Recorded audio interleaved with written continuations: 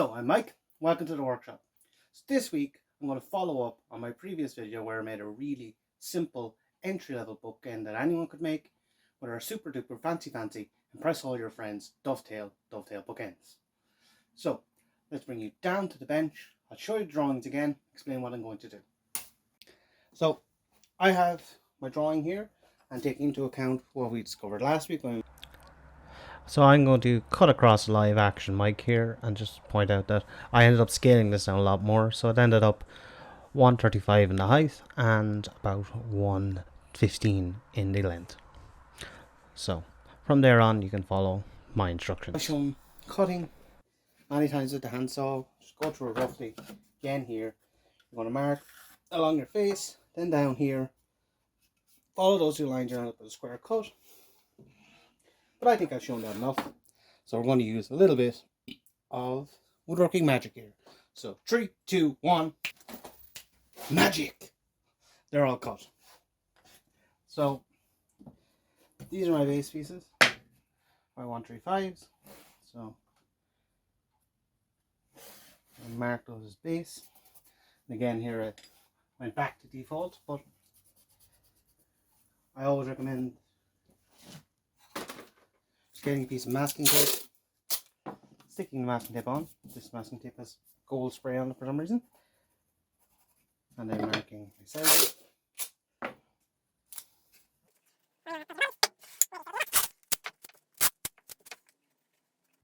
Now we have that done, it's time to start marking these out for dovetails. Now with dovetails you can get fancy schmancy dovetail markers. These are great. Or you can get a bevel like this one, but you don't need those. You can make your own very simply, and of course we're going for the cheapest kit we can. So I'm going to talk a little bit about dovetails. So with dovetails, obviously the shape, you have an angle. So for hardwoods you want an angle of what's known as 1:8, and for softwoods you want an angle of 1:6. Now what does that mean? It's actually very simple. So for hardwoods, what you're going to do is you're going to draw a line up like this. That's 8 long, and then a line that's 1 long. This line here, this angle, that's going to be your 1:8 angle for your dovetail, and exactly the same with softwoods. So this line is going to be 6 long, this line is going to be 1 long. You draw it down there. And that there is your angle for your softwoods. And the reason for this is softwoods need more of a splay to hold them together because they're softer, and hardwoods need less of a splay. So in order to do that, we're going to make it a little jig, and we're going to do exactly what I've done here. We're just going to draw on a piece of cardboard a line 6, a line 1, and then we're going to mark that, cut it off, and then use that to mark it on a piece of timber that we will then use to mark all the dovetails. So I have my piece of cardboard here. Now I know this edge here is square because I've checked it. I'm just going to get a ruler and come up 60 millimeters, sorry, or 6 centimeters. That's going to be my top line, and then in 10 millimeters or 1 centimeter. And I'm going to mark a line between the two of those. That then is going to be my 1:6 angle. So as long as you don't have to use this, as long as it's a multiple of 1 and 6, so like you could do it as 6 inches and 1 inch, or you could do it as 12 inches and 2 inches. But as long as it's divisible into 1 and 6, you'll be fine. So the next thing we're going to do then is we're going to cut carefully along that line. So we now have our 1:6. Now we could just do it with card. We could mark the exact opposite on this side and use that to mark our dovetails. But we're going to make a quick little jig here. So I have 2 little pieces of scrap. What I'm going to do is very simply line up that piece of cardboard here at the bottom on one of the pieces. Give myself a line. Now I'm just going to flip it over. Again, line up that piece of cardboard at the bottom. So now we have a dovetail shape that we can use to mark our dovetails. So it'll be going that way, and we're just going to glue this guy on top so we have a reference to holding the piece of our timber. So we'll just get out our bench hooks, we'll mark this down, and we'll cut those two angles. Now it doesn't have to be 100% as long as they're the same.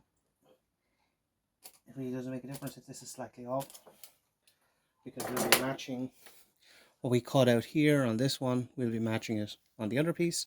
So unfortunately the file of me cutting this got corrupted, but all I did was cut down those two lines using my bench hook, and now I'm going to glue what I've cut onto that extra scrap to give me a jig that I can use to mark down. So where do you start? There's an argument whether you should cut this piece first with the cutouts, or this piece here where you have the pins that stick out. I personally like to cut the tails, I think it's called the tails first, and then the pins, but it's up to you. So in this case, as I've drawn it, my tails are on the long piece. So I'm going to get my long piece, one of my base pieces, and again I'll use pen here to mark, but normally I would use a pencil or a knife because they're more accurate. So that's where we're going to get our thickness from. Then we want to take our face edge, our face edge, and we're always going to mark from there. So make sure we're square, and we're just going to transfer that line all the way along. And always marking from that face side or face edge. So very nice and square. This then should lead, if you've done it right, the first and the last line should line up, and that way you know you have a perfectly square line around your face. And that's close enough for government work. So now I want to figure out what I want to go out. That's much of muchness. Let's say this will be my outside. So I'll put these up. Now there are a million ways of dividing these out, but for the first few I recommend you just kind of go with it. So I'm going to say, to get around my curve, I'm going to come in 30 mil. Right. That leaves me at 76 in the middle, so I have 76 with 30 each. That's perfect. And I want to put 3 in. So I'm going to say I'm going to make them 20 wide at the top. So I'll mark there, mark there, mark there, mark there, mark there, mark there. So now we have where we're going, and this is where I'm definitely going to recommend going for your knife of some sort. So markering with the knife. So just across the top, again coming from my face side. I missed that a little bit. Don't worry about it. They'll all be different. That in there.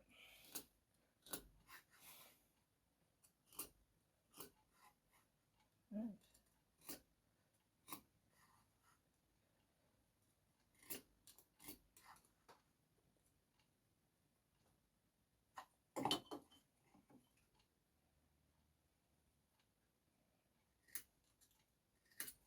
These are going to be pretty beefy because they need to be captured. So you can see if I did it that way, they wouldn't capture. So it's at this point he realized he'd fucked up. So yeah, if you're going to cut the tails first, like I did, you want to have the thin point of what you cut glued, not the white point, or you'll look like an idiot in front of as many people as watch your videos on YouTube. So anyway, we want to come in at angles like this. I've roughly marked them up. So we want to line up with that knife line. So we can just stick our knife into the edge, push our jig up to it, then we'll score down to our bottom line, and then we're going to use the opposite side of this little jig we've made. The same thing, pull it into our knife line and then score it down, and we'll just repeat that for all of these.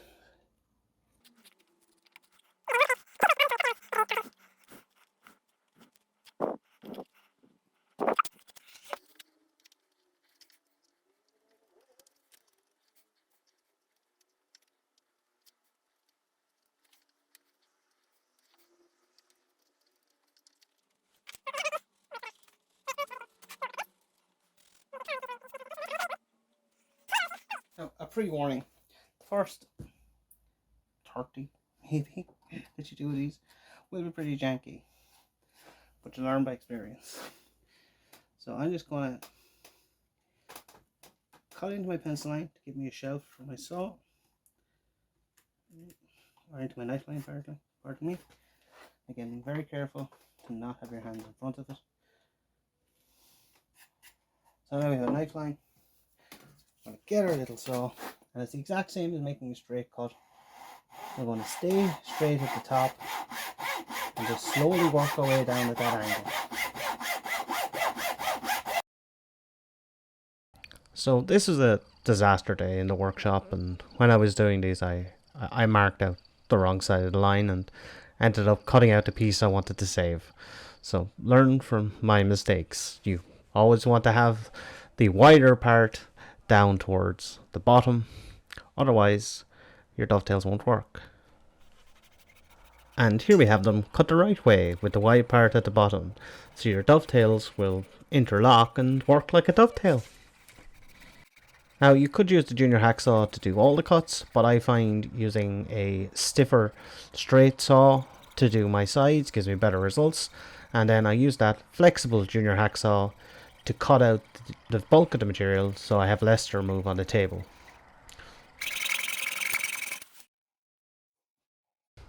So what I'm doing here in between gulps of beautiful lines tea, hashtag not sponsored, is I'm slowly working my way back towards my pencil line that marks my shoulder and the depth of my piece that's going into it.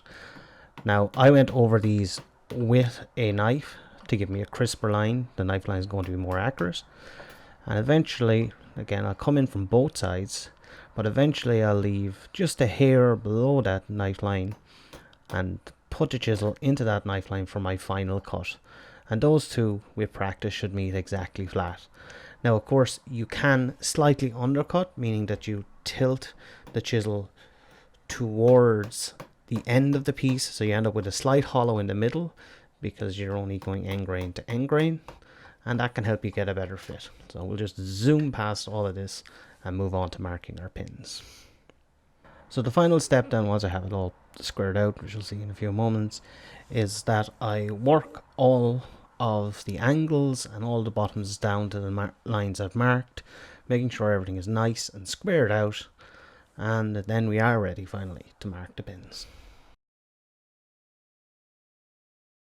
My preferred way of doing this is putting it in to a vise, and again you can do this just by screwing it onto something flush with a piece of material. That way then you can bring your set of pins over the top and line them up like that, hold them in place, and then you can get in with your scalpel blade and mark along those pins, and that's where we're going to cut to. So several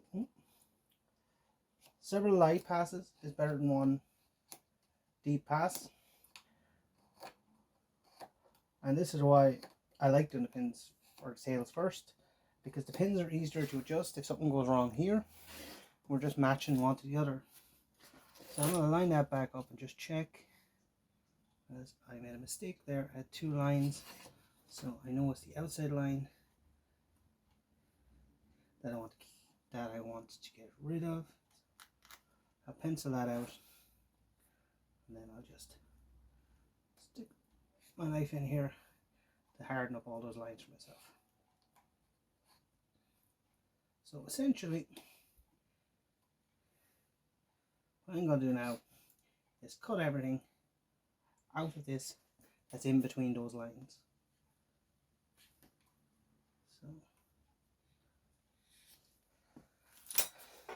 And having this up here helps with that, because you can see where the solid material is on this, and that's where you don't want it to be on these. So I'm just going to put an X through these, and then we're going to follow a very simple or very similar steps to the top. We're just going to mark our depth, mark our face side and face edge, mark all these lines around, and then score them down.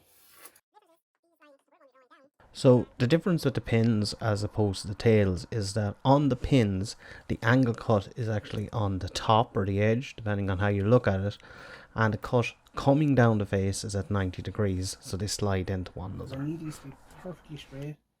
I went to all the effort of making sure that the walls were straight on the tails, so the pins have to be straight.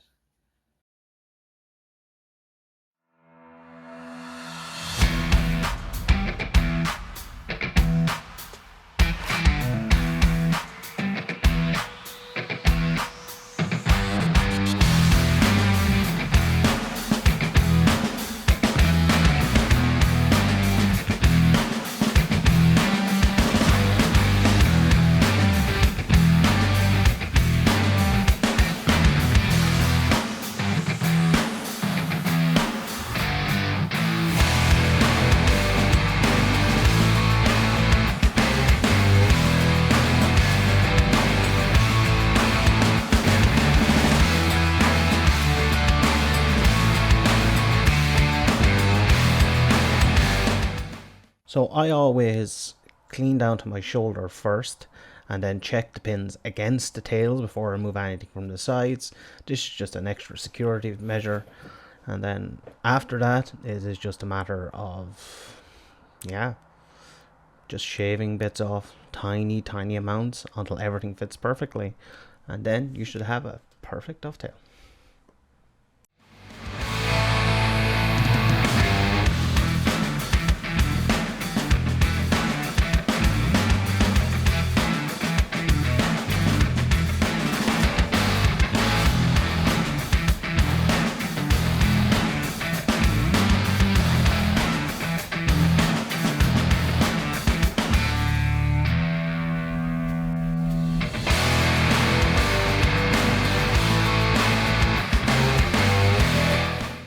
So, after much shaving and refitting and shaving and refitting and wailing and gnashing of teeth and a change of clothes, you should end up with something like this. Perfect dovetails. All they need is a little squeeze and they're perfect. I mean, you should, but chances are you're not going to. You're probably going to end up with something like this, which has a few gaps and a crooked edge and pieces of shim that you put in because you're a complete idiot and cut the wrong side of the line when you're trying to film it. But this is okay. You learn. Anyone can make these mistakes. And to go from here to here is only a matter of practice and paying attention. I didn't pay attention when I was doing this, and they're okay. These I want to buy a drink and bring home. Anyway, so we now have our two guys done. I obviously did this one off camera. So the last steps here are to cut our angles to give our dovetail bookends the dovetail shape, and we'll sand everything and we'll glue the dovetails together. We won't need the little support piece here because the dovetail holds it at 90 degrees, and then we'll finish, glory shots, and that's another week done. So I'm not going to bore you with this. I'm just going to mark them and cut them, but just in case you didn't watch the last video, on these base pieces we're going to take our angle from this shoulder up and down, and then the top pieces, we're going to take that angle from this line of the shoulder. That means that when we're together here, we're at a square. Just makes life easier for fitting. So I'm going to come in 35 from each end. There's anyone out there in Imperial Land that's learn metric? I actually don't know what it is.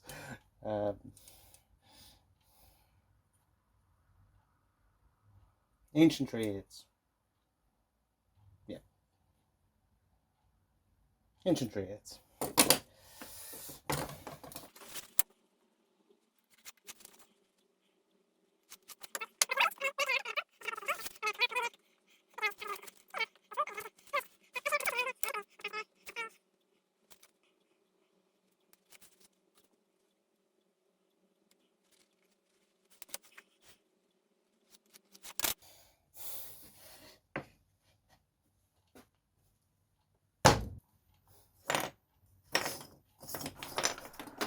Now, of course, if you don't have magic woodworking hands, hand saw will do for this.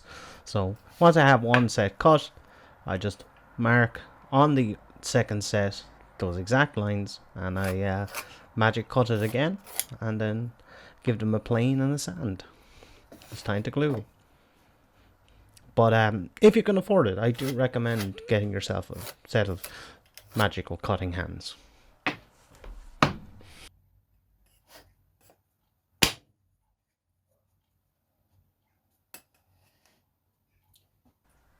Bim, salabim.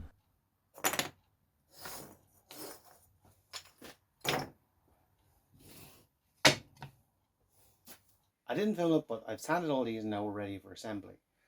Now with dovetails, to clamp them together, you need to make a special call, because as you can see here, we have our tails cut here, and then our pins go through.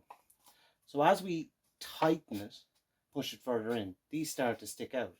So if we just had a piece of flat material across here, we wouldn't be able to cinch it in to get that extra tightness. So what we have to do is make a little caul like this that sits over the smallest part of these, so when we clamp it, we can pull those pins just a little bit past to make sure we're nice and tight. This only takes a couple of seconds. I'll show you how to do one right now.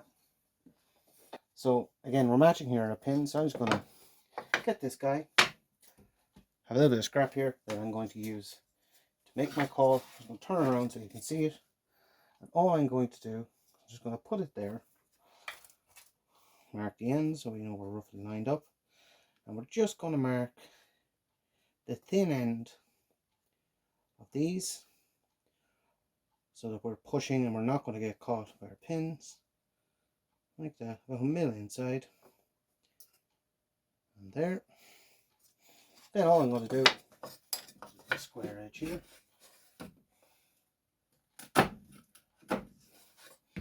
That's not a chisel in our kit. 1 second. So just going to get chisel from our kit. We're just going to square those lines across the front here.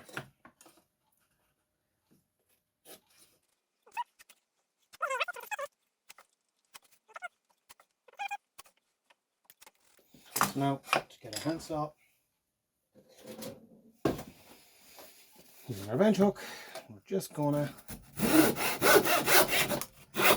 chop that to the length. This is to make it easy to line up when we're gluing. And again, we want to get rid of all of these bits. So what we want to do here is cut down a few mil in those lines and then remove the bulk of the material we don't want using a chisel. This will give us little pads that'll push on the tails and allow the pins to follow through and clamp up nice and tight. So I had that taken out. Now you can see there I have my little thing made up, so I'm going to use that when I clamp it. I'll put it up here, that'll pull everything together. Now it's gluing time. One thing I actually missed here off screen is that when I glue these up, I check them with the square to make sure they're gluing up square, because otherwise they're not going to be much good for holding books.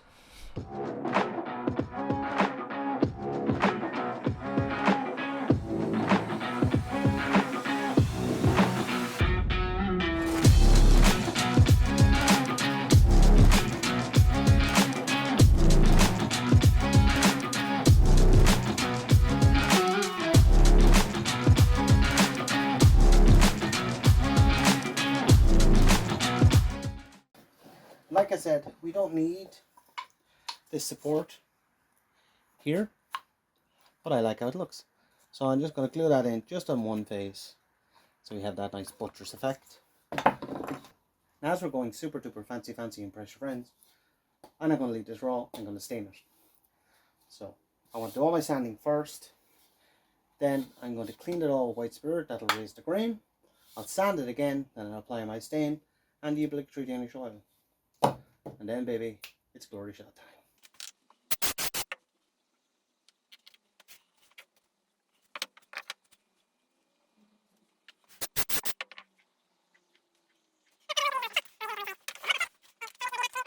You'll have to take my word that looked pretty cool when the stain went on, because I forgot to hit record.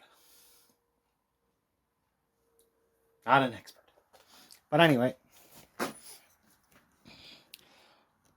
this is what these babies look like with the stain. I used I believe it's a walnut wood oil.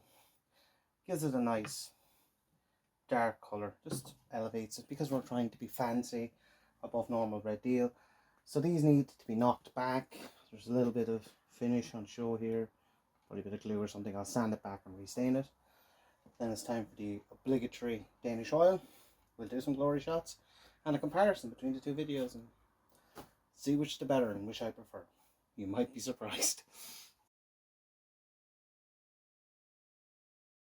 So, people make mistakes, and I'm people.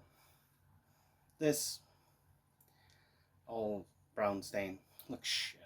So I'm going to sand some of it off, give myself some contrast, and then I can get some sleep.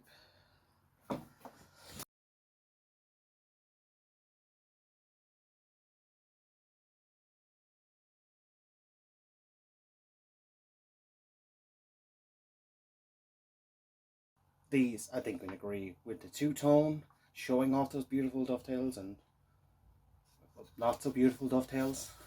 Looks a hell of a lot better. So now it's obligatory Danish oil time.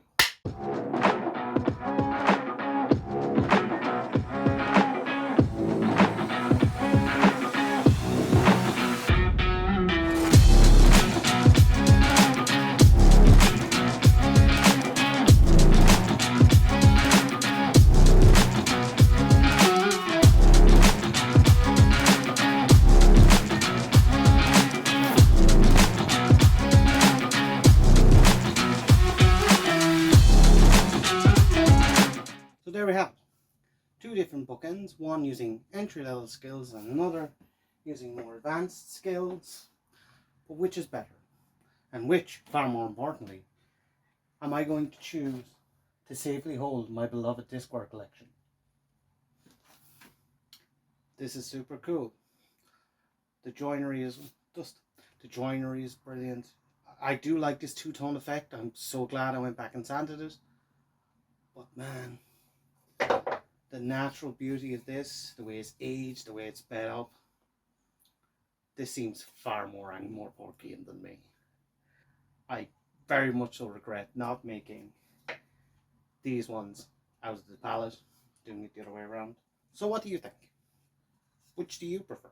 Do you think I'm stupid for being in love with this? Do you think that this is unnecessary because it's never going to be seen, because the books are always going to be covering it? Do you think I've lost the rose myself and now my beard makes me look slightly like Dr. Robotnik? Comments are always appreciated. But most importantly, like and share, subscribe, and absolutely do try this at home. Two-toneless, I think you can agree, looks a lot cooler. So, obligatory. Should have dusted them off first. Yeah.